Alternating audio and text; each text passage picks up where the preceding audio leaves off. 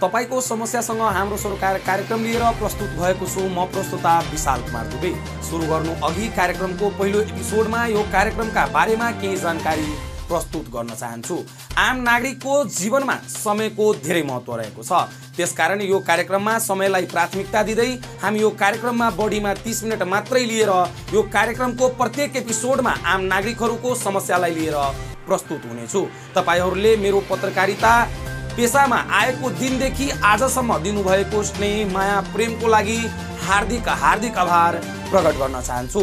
यस्तै तपाईको समस्यासँग हाम्रो सरकार कार्यक्रममा तपाई सम्पूर्ण आम जनमानसले मलाई साथ सहयोग र आशीर्वाद दिनुहुनुहुन्छ यो आशा र विश्वास राखेको छु। आजको पहिलो एपिसोडमा विभिन्न समस्याहरूका बारेमा जानकारी गराउनेछु। दोस्रो एपिसोडबाट प्रत्येक एपिसोडमा एउटा मुख्य समस्या लिएर प्रस्तुत हुनेछु। सुरु गरौँ आजको पहिलो एपिसोड। नेपालमा कति आम सर्वसाधारण नागरिकले दैनिक जीवनमा पाउनुपर्ने सेवा सुविधा र आफ्नो हक अधिकार पाउन नसकेको अवस्था छ। कुनै पनि देशका नागरिकले देशको संवैधानिक नीति नियमको पालना गरी बसोबास गरिरहेका छन् भने देशको संविधान बमोजिम पाउनुपर्ने सेवा सुविधाहरू पाउनु आम नागरिकको हक हो। तर नेपालमा संविधानमा बस्नु मध्यवर्गीय गरिब किसान मजदुरहरू जस्ता आम नागरिकहरूको बाध्यता भएको छ। सानाका लागि एन र ठुलाका लागि चेन यो रोग प्रत्येक स्तरमा लागेको देखिन्छ। आम नागरिकले न्याय पाउन बाटोमा ओर्लिनु पर्ने अवस्था आउँछन्। तर पैसा भएका सत्तामा बसेकाहरूको नाता गोताका आफन्तले अपराध गर्दा पनि कानुनी उपचारमा महिनौं लाग्ने गरेको छ। तर एउटा आम नागरिकको कुरा आउँदा पहिला उहाँलाई धम्काउने, पक्राउ गर्ने, जथाभावी प्रश्न गर्ने जस्ता कयौं घटना घट्दै गइरहेको देखिन्छ। सिराहा जिल्लाको मिर्चैया बजारमा नेपाल प्रहरी वर्दीमा रहेका प्रहरीले अधिकारको दुरुपयोग गर्दा न्याय पाउन स्थानीयले बाटोमा ओर्लिनु परेको एक रिपोर्ट हेर्नुहोस्।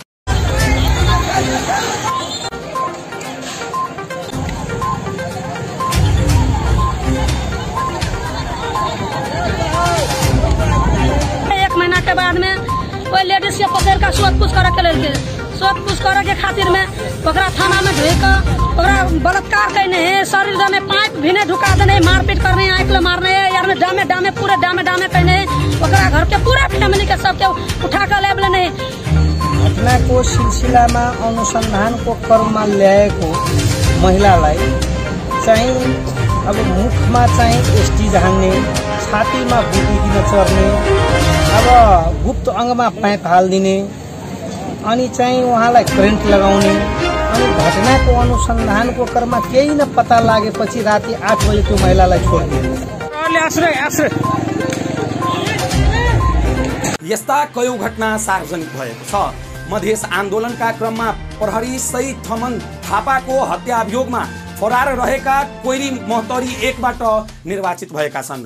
उनलाई पक्राउ गर्नुपर्ने आवाज सांसदमै उठेपछि उपप्रधान तथा गृहमन्त्री लामी छानेले पक्राउ गरी कानुनी कारबाही अघि बढाउन निर्देशन दिएका थिए। सांसद बैठकमा पनि कांग्रेस सांसद रामहरि खतिवाडाले गृहमन्त्रीको मौखिक निर्देशन प्रहरीले नमानेकाले गृह मन्त्रालयले विज्ञप्ति निकाल्नु परेको हो भन्दै प्रश्न गरेका थिए।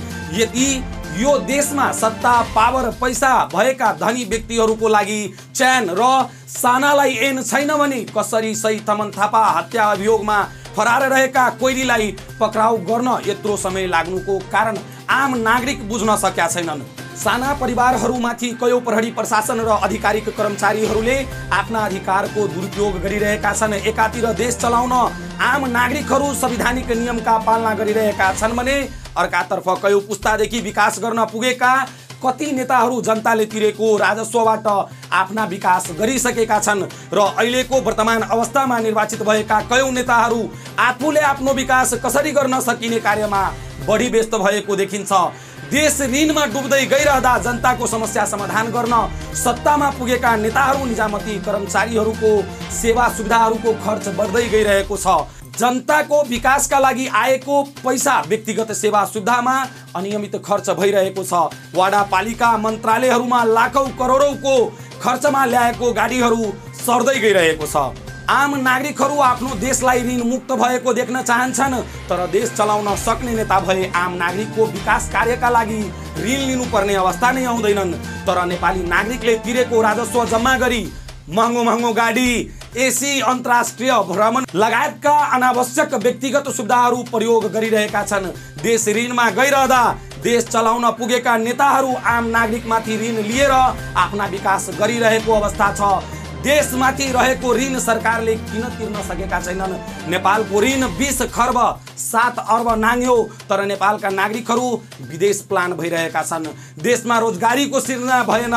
सरकारको अधीनमा रहेको सरकारी विद्यालयको शिक्षा प्रणालीमा सुधार आएको छैन।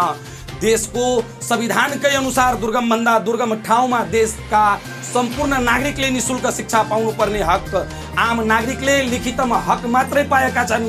देशका सम्पूर्ण नागरिकले निशुल्क शिक्षा पाउने हकमा नेता र धनी व्यक्तिका छोराहरू प्राइभेट स्वामित्वका विद्यालयमा पढ्ने र आम नागरिकहरू आम सर्वसाधारणका छोराछोरीहरू पढ्ने सरकारको अधीनमा रहेको सरकारी विद्यालयको अवस्था हेर्नुहोस्।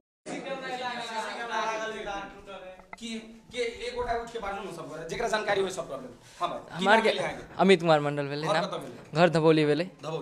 की समस्या है यहाँ की स्कूल में? सर 1 मिनट अपने चल जाओ। क्लास में प्रोजेक्टर लागल है, ऑनलाइन क्लास हमारे के सर कहे हम कराब सके क्षमता है, लेकिन स्कूल में कोनो चीज के अथी नहीं कर रही, सोच विचार नहीं हम कराबो सके छी, लेकिन स्कूल में क्षमता नहीं। हां कौन सर कहे हम कराबो सके छी? चौधरी सर कहे से कराब सके छी, लेकिन हेड सर नहीं पूरा कर सके। हेड सर नहीं पूरा कर सके। ई झाल ढोका सब कहिया से एन अवस्था है? बहुत दिन, लगभग 2 साल हो गए। और कोनो प्रॉब्लम है बताइए? सीसीटीवी कैमरा वाला प्रोजेक्टर सब नहीं है हमारे क्लास में।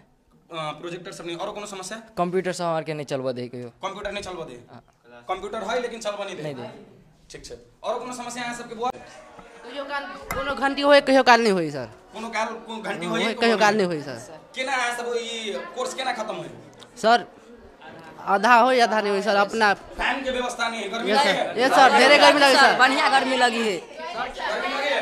हां सर। कथी की समस्या है? सर टॉयलेट नहीं है। टॉयलेट की समस्या। स्कूल में टॉयलेट की व्यवस्था नहीं। गर्मी लगी है। गर्मी लगे। सर ये खिड़की क्या? बिजली के पैसा कथी कर लिए? बिजली बिल के पैसा ली सर। आ सबसे? ए सर कते रुपया ले? 90 रुपया। 90 रुपया कते दिन के? 1 साल के विद्यार्थी पे, एगो विद्यार्थी पे 90 रुपया। एगो विद्यार्थी पर 90 रुपया। छात्रवृत्ति यहाँ सबके मिली है? नहीं सर। छात्रवृत्ति यहाँ सबके मिली है? छात्रवृत्ति केकरो? खेलो कूद के पैसा लेने, फुटबॉल देने, वॉलीबॉल कुछ नहीं देना, खेलो कूद के पैसा काटी है क्या? की नाम मिली बुआ के? जितेंद्र कुमार। साइकिलो नहीं देलु। 8 क्लास। शिक्षा की प्रदान होय छै। आई किस प्लस में एटाम एकटा इमोजी छै यू। और कोई समस्या? ढेरे छ प्यार रूम में, एक रूम छ। दीदी न। धन्यवाद। अहिले म गएर हेर्न लाग्छु। सर स्कूल के हेड मास्टर सर बढ़िया नहीं क्या? की समस्या? मतलब सर कुछो मतलब होई तो कुछो रिएक्शन सर नहीं कर रहली के, झगड़ो मारे तो कुछो रिएक्शन नहीं होता। फिर वो बरामदा में जाकर देखिया कुछ नहीं कही है क्या? कुछो विद्यार्थी के साथ यो पालीको सरकारमा पढे लेखेका केही युवाहरूको आवाज संघीय संसदमा यसरी सुनिन्छ। प्रहरी प्रशासन लगायतका आम नागरिकले न्यायले बुझ्ने अदालतमा पनि ठुलालाई च्यान र सानालाई एन रोग लागेकै छ। सबै ठाउँमा टेबुल तलबाट घुस लिँदै गरेको कुरा कसलाई थाहा छैन। हेर्नुहोस् सांसदमा माननीय ज्ञानेन्द्र शाहीले आम नागरिकको यो पीडा कसरी प्रश्न पारेका छन्। शिक्षाको कुरा गरिन्छ यहाँ, त्यति ठुला ठुला भाषण पनि सुन्ने गर्छु माननीयज्यूहरूको टेलिभिजनमा। म आज दावाका साथ भन्न चाहन्छु, सम्माननीय माननीयज्यूका पुत्र छोरा छोरीलाई नेपालको सरकारी स्कुलमा पढाउँ। अबदेखि आजबाट नीति लागू गरौँ, तब मात्र नेपालको सरकारी तपाईँको विद्यालय सुध्रिन्छ। आज तपाईँको उपचारको कुरा गरिन्छ, स्वास्थ्यको कुरा गरिन्छ। आज कति छ? आज हरेक माननीयज्यूहरूको विदेशमा उपचार होइन, नेपालमा उपचार गराउँ। हरेक माननीयका सन्तानहरूलाई सरकारी अस्पतालमा मात्र उपचार गर्ने आज कानुन बनाऊ। यही सदनबाट तब मात्र स्वास्थ्य अवस्था सुधार हुन्छ, होइन भने मुखले गरेर अवस्था सुधार हुँदैन। अहिले मात्रै शिक्षामा 1 खर्ब 96 अर्ब 38 करोडको बजेट छ। तर यो बजेट आज तपाईँ जानुहोस् त सरकारी विद्यालयमा, सरकारी विद्यालयमा एकछिन पुग्दिनुहोस्, त्यहाँका शिक्षकहरू राजनीतिक बाहेकहरू गर्दैनन् अनि शिक्षा सुधारिन्छ। अनि ठुला बडा र हुने खानेका छोरा र माननीयका सन्तानहरू विदेश पढ्ने, अनि ठुल्ठुला स्कुल र राता बङ्गला स्कुलहरूमा तपाईँको पढ्ने, अनि गरिबका छोराछोरीका लागि राजनीतिका लागि शिक्षामा सुधार गर्छु भनेर भन्न हुँदैन। यहीँबाट नीति बन्नुपर्छ, हरेक माननीयको सन्तान सरकारी स्कुलमा पढ्नुपर्छ, प्राइभेटमा होइन। तब मात्र शिक्षाको सुधार गर्न सकिन्छ। र अर्को एउटा कुरा, हामीले कर किन तिर्ने? केका लागि कर तिर्ने? जनताले हामीलाई, तपाईँ हाम्रो तलब र भत्ताका लागि तिर्ने? एकजना गरिब परिवारको छोरा सन्तानले, एकजना परिवारले वार्षिक 1 वर्षमा 1 लाखभन्दा बढी कर तिर्छ। 36% इन्कम ट्याक्स छ, 300% कस्टम ड्युटी छ र हाम्रो अहिले स्वास्थ्यमा पनि सबभन्दा न्यूनतम कर छ, एभरेज 40% कर हुन आउँछ। कर तिरेको तिरै छ, सुविधा केही पनि छैन। अनि जनताले कर किन तिर्ने भने जनतालाई सुविधा दिनुपर्छ। आज सडक खाल्डा खुल्डी छन्, अदालतमा गयो भने पैसा नतिरी न्याय पाइँदैन, प्रहरी कार्यालयमा घुस नखुवाइकन तपाईँको निवेदन दर्ता हुँदैन। अनि जनताले कर तिर्ने, जनताले कर तिर्यो भने त्यसको सुविधा पाउनुपर्छ। हामीले पैसा हाल्यौँ भने सामान जसरी लिन्छौँ त्यसरी जनताले कर तिर्यो भने सुविधा लिनुपर्छ।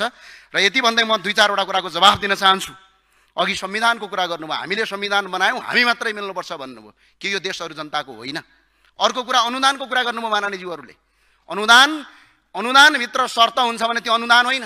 धनको अनुदान भन्दा मनको अनुदान खतरनाक हुन्छ। धनको अनुदान त तिर्न सकिन्छ, मनको अनुदान तिर्न सकिँदैन। त्यही भएर म यो अनुदान र अर्को हत्या हिंसा, जसरी हत्या हिंसालाई अघि राजनीतिकरण गर्ने कुरा गरियो, हत्या र हिंसालाई राजनीतिकरण गर्ने जुन परम्परा छ त्यो परम्पराले गर्दा आज मुलुक अराजकतातिर गएको छ, विधिको शासन छैन। अब यो हुनेवाला अहिलेको वर्तमान अवस्थामा पनि नागरिकले संविधानबाट प्रस्त लेखिएको हक कार्यान्वयनमा आउन सकेको छैन। कसरी विद्यालय सरकारले सञ्चालन गर्दा पनि आम नागरिकले राम्रो शिक्षा पाउन प्राइभेट स्वामित्वबाट सञ्चालित विद्यालयमा बालबालिका पढाउनु पर्ने बाध्यता भएको हो। जनताले तिरेको करको पैसाबाट शिक्षक लगायत शिक्षा क्षेत्रका कर्मचारीहरूलाई किन पाल्नु पर्ने हो? विद्यालयमा शिक्षकको मासिक तलब 3 महिना 6 महिनामा स्थानीय सरकारले दिने गरेका छन्। तलबका लागि शिक्षकलाई बाटोमा आउनु पर्छ भने विद्यार्थीलाई विद्यालयहरूमा शिक्षकको अभावलाई पूर्ण गराउन आन्दोलन गर्नुपर्छ। यस्ता समस्या बढी गरेर मध्य प्रदेशमा देखिने गरेको छ। नेपाली नागरिकले अहिलेसम्म नेपालका एउटा पनि स्तरको राम्रो सेवा लिन सकेका छैनन्। शिक्षा सरकारकै माथतमै रहेको छ। प्राइभेट स्वामित्वका विद्यालयहरूको तादाद बढेको छ। स्वास्थ्य चौकीहरू सरकारकै माथतमा रहेको छ, तर प्राइभेट स्वामित्वको हस्पिटलहरू क्लिनिकहरूको तीव्रता बढ्दै गएको छ। सडक सरकारकै माथतमा रहेको छ। आम नागरिकहरू धुलो गर्दा हिलो बाटोबाट दैनिक यात्रा गर्न बाध्य भएको छ। देशमा नीति नियम थुप्रै रहेको छ, कार्यान्वयन गराउन सक्ने सक्षम भएका नेता सत्तामा पुग्न सकेका छैनन्। होटल हस्पिटल जस्ता संस्थाका लागि मापदण्ड धेरै रहेको छ, तर नीति नियम बनाउने व्यक्ति भ्रष्ट रहेको ठाउँहरूमा संवैधानिक नीति नियम संविधानकै कागजमा सीमित भएको छ। नेपालले तिर्न बाँकी रहेको ऋण 20 खर्ब 7 अर्ब भन्दा बढी रहेको छ। नेपालको सबैभन्दा ठुलो ऋणदाता विश्व बैंक समूह अन्तर्गत इन्टरनेशनल डेभलपमेन्ट एसोसिएसन IDA हो। एसियाली विकास बैंक ADB नेपालको दोस्रो ठुलो ऋणदाता हो। ADB-लाई नेपालले 3 खर्ब 23 अर्ब 64 करोड 90 लाख ऋण तिर्न बाँकी रहेको छ। नेपालले जापान अन्तर्राष्ट्रिय सहयोग नियोग जाइकासँग 40 अर्ब 41 करोड 34 लाख र अन्तर्राष्ट्रिय मुद्रा कोष IMF सँग 43 अर्ब 89 करोड 53 लाख बराबर ऋण लिएको छ। Exim bank line of credit इन्डियासँग 37 अर्ब 56 करोड 63 लाख, एक्जिम बैंक अफ चाइनासँग 33 अर्ब 51 crore 28 lakh, international fund for agriculture development संग 10 अर्ब 25 करोड 44 लाख र APEC fund for international development संग 8 अर्ब 38 करोड 33 लाख बराबर ऋण नेपालले लिएको छ। यूरोपियन इन्भेस्टमेन्ट बैंक को 5 अर्ब 61 करोड 55 लाख, एक्जिम बैंक कोरिया संग 5 अर्ब 62 करोड़ 85 लाख, सऊदी कोष को 3 अर्ब 3 करोड़, नॉर्डिक डेवलपमेंट फंड को 1 अर्ब 81 करोड़ 85 लाख, कुवैत को 1 अर्ब 50 करोड़ 57 लाख ऋण तिर्न बाँकी छ।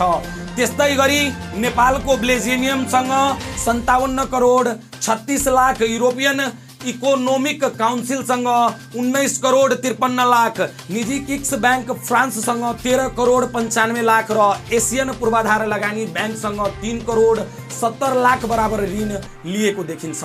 ऋण लिएको देखिन्छ, नेता भए महँगो गाडीमा घुम्न पाउने देखिन्छ। देशमा जनताले राजस्व तिरेको पैसामा अन्तर्राष्ट्रिय भ्रमण गर्न सकिने देखिन्छ। देशमा नेता भए टाइल्स वाला घर भएको देखिन्छ, तर यो देशका कुनै एउटा स्तरमा सुधार आएको देखिँदैन। सरकारी कार्यालयमा लाइनमा लाग्ने जनताको भिड कम भएको देखिँदैन, यातायात कार्यालयमा भिड कम भएको देखिँदैन। सरकारले नियुक्त गरेका सरकारी कर्मचारीले पाइरहेको मानसिक तलब पाइरहेका छन्, तर कुन जिम्मेवारी दिएर नियुक्त भएको हो त्यो बुझ्न गाह्रो भएको देखिन्छ। आम सर्वसाधारणको सेवा गर्ने पदमा नियुक्त हुने कर्मचारी, तर सरकारी कर्मचारीले आम नागरिकसँग बोल्ने शैली कसलाई थाहा छैन। आम नागरिकमाथि राजस्व बाँकी रहँदा कानुनी धारा कार्यान्वयनमा आउने, तर राजस्व छली गर्दै आएको ठुला ठुला कम्पनीहरूका लागि कानुनी धारा लाग्नै नसक्ने बाध्यता कानुनी धारालाई कसरी पर्छन् आम नागरिकहरू बुझ्न सकेका छैनन्।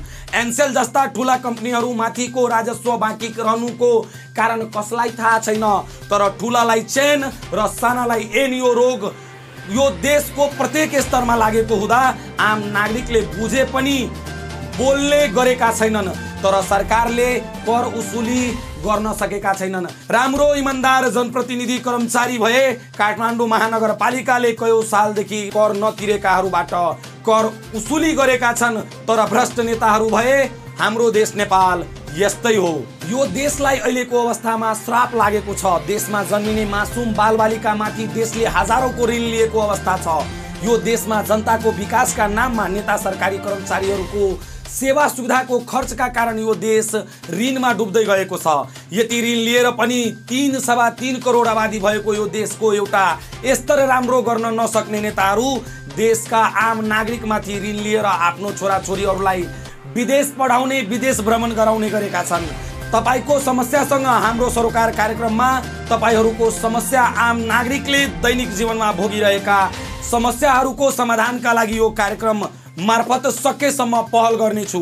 यो कार्यक्रममा हाम्रो टेलिभिजनका मिडिया कर्मीहरूको साथ सहयोगमा फेरि आम नागरिकले आफ्नो वाडा पालिकामा भोगिरहेको पुरानो समस्याहरूको समाधानका लागि सम्बन्धित निकायमा पहल गर्नेछौँ। म खास गरी शिक्षा, स्वास्थ्य, सडक लगायतका आम नागरिकको दैनिक जीवनमा नकारात्मक प्रभाव पारिरहेका समस्याहरूलाई लिएर तपाईहरूको समस्यासँग हाम्रो सरोकार कार्यक्रममा समाधानका लागि सम्बन्धित निकायसँग पटक पटक हामी पहल गर्नेछौँ। तपाईको समस्यासँग हाम्रो सरोकार यो कार्यक्रम तपाईँ सम्पूर्णको लागि हो। तपाईहरू यस कार्यक्रमलाई सेयर गर्नुहोस्, समस्या भएका ठाउँको बारेमा हामीलाई जानकारी गराउनुहोस्। सम्पर्क गर्ने माध्यमहरूको जानकारी टेलिभिजनको पेजबाट लिएर जानकारी गराउनुहोस्। हामी संवैधानिक मातहतमा बसी सकेसम्मको पहल गर्नेछौँ। फेरि तपाईहरूले दैनिक जीवनमा भोगिराख्नु भएको समस्यालाई लिएर यो कार्यक्रमको अर्को एपिसोडमा फेरि उपस्थित हुनेछु। यो कार्यक्रम निरन्तर आउनेछ। अहिलेलाई बिदा दिनुहोस्। म प्रस्तोता विशाल दुबेलाई नमस्कार।